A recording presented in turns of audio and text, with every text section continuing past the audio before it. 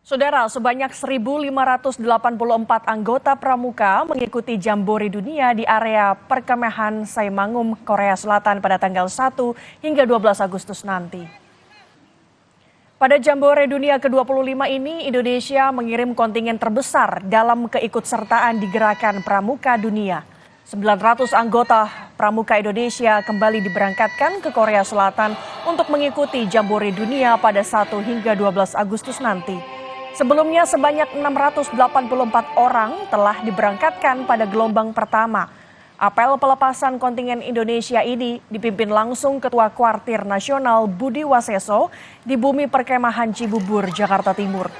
Kontingen Indonesia ini tentunya juga bertugas untuk memperkenalkan adat budaya, kuliner, serta tradisi bangsa Indonesia ajang internasional tersebut. Tak mudah untuk menjadi perwakilan kontingen Indonesia dalam Jambore Nasional itu. Salah seorang peserta bahkan telah mempersiapkan diri selama 4 bulan, baik fisik, kecakapan dasar hingga pengetahuan budaya bangsa. Banyak hal ya, tadi sudah disampaikan juga beberapa hal, kita juga memperkenalkan, utamanya kita memperkenalkan Indonesia, ya, dari budayanya, ya kan, dari makanannya, Indonesia seutuhnya, gitu.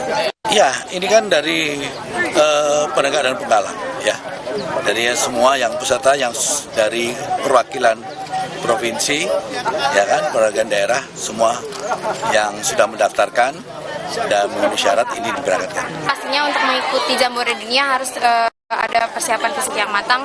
Selain itu juga kecakapan dan pengetahuan pramuka yang mumpuni sehingga nanti ketika bertemu dengan pramuka negara lain bisa memberikan hasil yang terbaik. Berapa bulan sih persiapannya untuk ikuti? Untuk dari kontingen saya sendiri sekitar 3-4 bulan.